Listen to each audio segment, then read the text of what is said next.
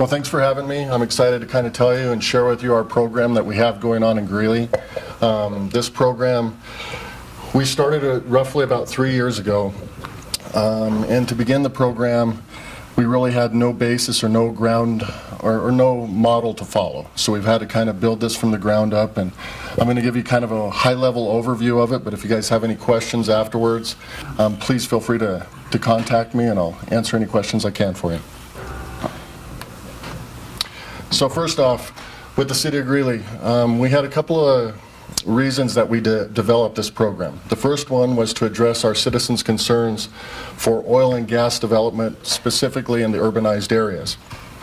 Also, we had concerns for the community when we were expanding and growing around existing oil and gas infrastructure. The other part for it was, as a fire department, we had very little knowledge of how to respond to these scenes or an incident at one of these locations, and how we were going to keep ourselves safe but also protect the operators and the community from there. The other part with that, in order to familiarize ourselves with it, we wanted to get out and pre-plan these areas the same that we do a lot of the buildings in our jurisdiction and such, so that we kind of knew what we were walking into. And the last bit was to be an advocate for our community. There was a lot of concern, a lot of fear of the unknown relating to oil and gas, and this allowed us to be essentially an extra set of eyes and be a conduit for that community to where we could answer some of those concerns and questions. And the other reason why it was important is Greeley, obviously we've talked about how popular oil and gas development is here in Weld County. Greeley kind of sits right in the middle of that, and it's a very dominant industry partner that we have in our communities. And with it, you can see with our wells actually in the city limits right now, we have 483 producing, but with the new permits that are coming in for this next year, we've got easily another couple hundred wells that are going to be within the city limits here in the near future. So the steps that we kind of took to develop this program, again, there was nothing like it. We looked all around the country to see if we could have some sort of a roadmap to follow, and there really was nothing out there. So we had to develop this program from the ground up. The way that we kind of looked out and looked around for this inspection program was to look at what was already existing out there. And that came through the state inspection programs, primarily the COGCC, but also the CDPHE inspectors. I contacted, and I'm going to have some good points of contact if you guys are interested in developing a similar program, but I really relied heavily on these partners and to develop and organize this inspection program. From there, I incorporated from their inspection practices things that were relevant to an oil and gas fire inspection, because obviously they're looking for certain things and we're looking for some others, but I wanted to take those pieces that worked for them and that were relevant for our program. The other part that I did was I modified our existing inspection program that we have for our fire inspections. We've already been inspecting buildings and other occupancies and industry in our jurisdiction, but we had really nothing for oil and gas, and so I wanted to kind of meld those two together. For the COGC contact, Mike Leonard has been kind of my go-to guy, the point man. I can't say enough good things about this gentleman. If you guys are ever looking at developing something on this end or working with, Mike is definitely your go-to guy. Like I said, I can't say enough good things about him. And then from the CDPHE, both of the Jennifers were instrumental in setting me up with their inspectors and getting me the training with their inspectors as we went through it. And again, with this, especially with the air quality and also your personal safety on these sites for the inspectors, the CDPHE really documented and educated me on the things that I want to look for and be aware of to keep myself safe, but also to recognize potential problems for the community. The other part was working with our industry partners, and this is the critical piece of this whole program. They already had mandatory requirements for anybody that comes on their location. Some of them had operator-specific trainings or requirements, but then there was also kind of the broad overview. So with that, I met with our local operators. I went through their training programs that they required for personnel on their sites already, but also to give them the ease of mind and the respect that I'm following the same protocol that they require for everybody on their sites. And these are a list of a couple of the trainings that I've done. These are kind of the basic ones that are just overview. I've also been working on some degree classes in oil and gas production because I didn't come from an oil and gas background.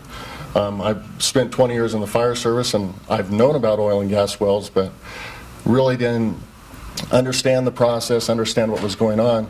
So to become the subject matter expert or the point person for our community, I've really been expanding that knowledge and working on some degree classes and such to raise my understanding. The other part, and this is how does all this oil and gas production, what gives us the authority, what gives us the jurisdiction, and how does it apply to your municipalities, especially as it relates to the fire code. This right here is basically the code version or the code citation where you can find. They've actually got a very specific location in the fire code that relates to oil and gas production.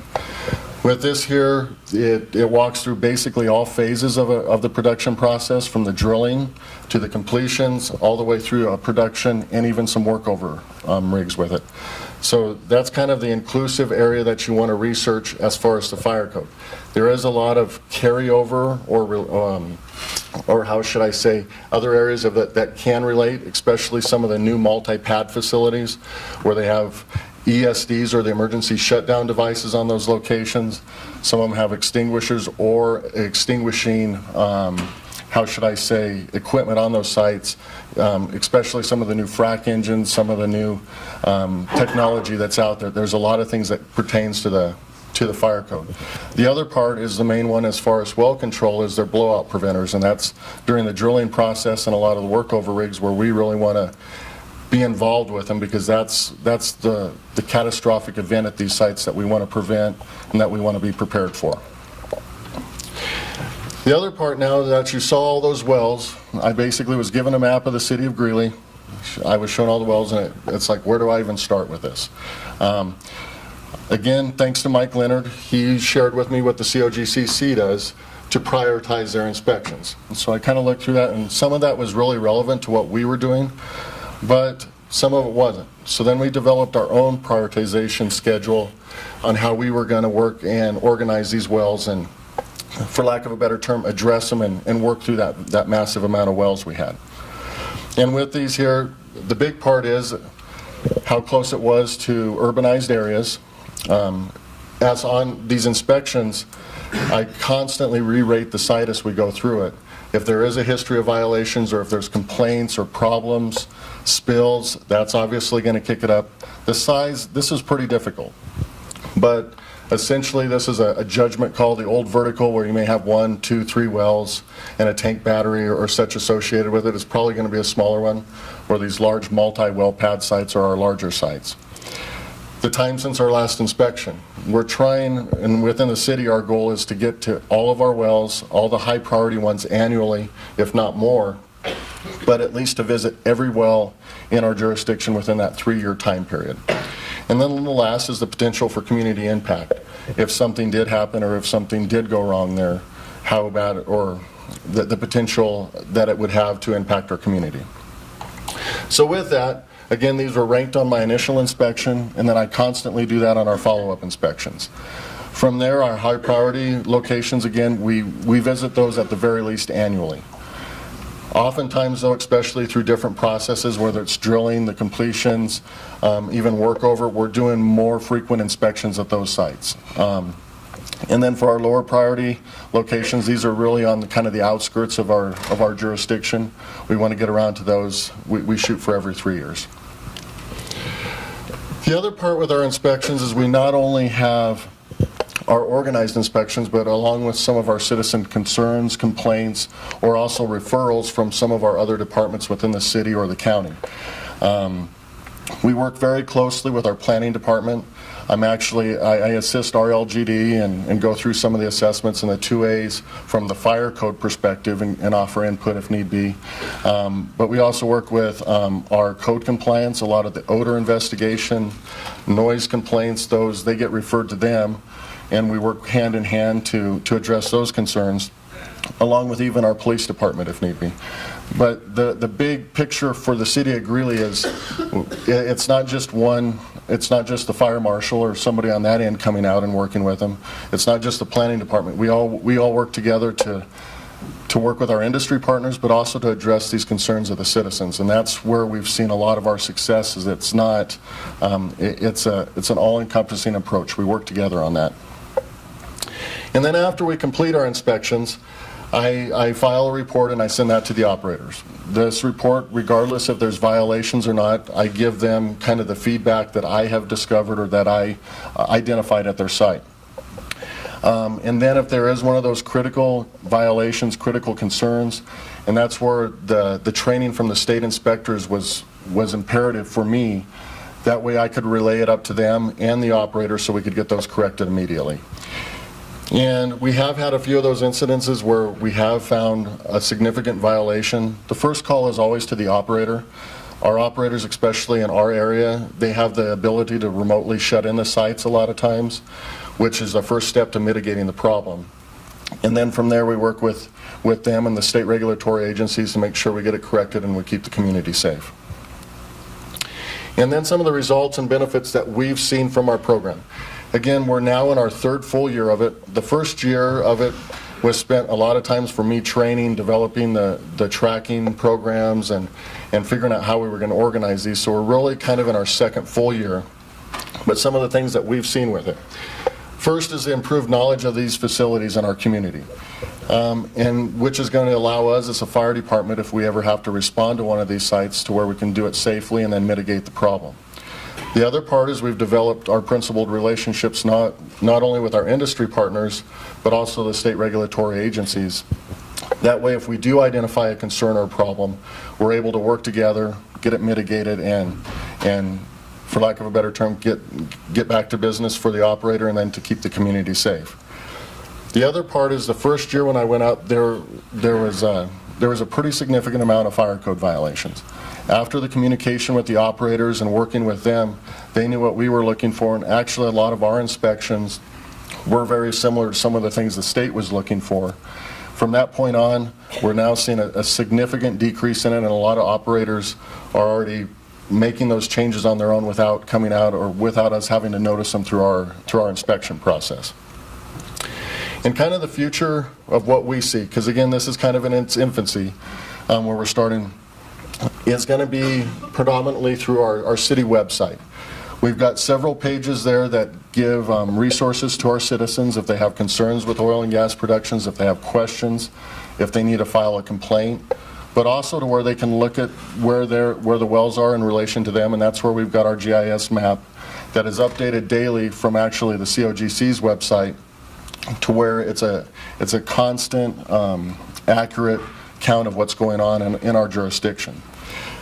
The part that we want to add to it is it's already got links for the state inspections, so if somebody's concerned about a specific location, the number of complaints, violations, they can pull up the state's inspections. There's a link off of our site for that.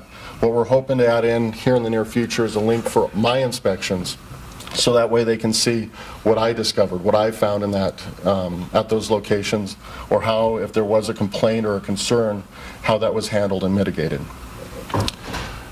So here's my contact information if anybody does or is interested in reaching out some more. And with that, if I could get just kind of the link to the webpage there. So this is kind of some of the resources that we have, again, from our city webpage. Everything from reporting a concern. We've got some videos on what is the drilling process, what is the fracking process, what is actually going on at these locations. Regulations as it relates to our jurisdiction and the state. And then if we could go to the next page in there. Here's our map. This is an example of us with our map to where we can locate any of the wells similar to the state website, pull it up, and we've got links to all the state sites from there.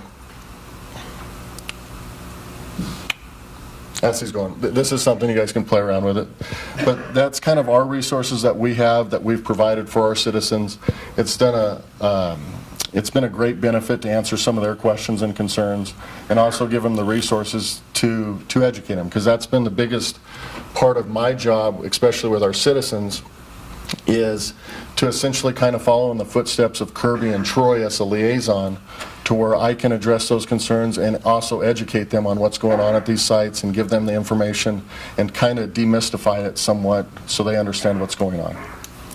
So with it, thank you for your time, if you have any questions once we get all back up, I'd be happy to answer any of your questions. Thank you.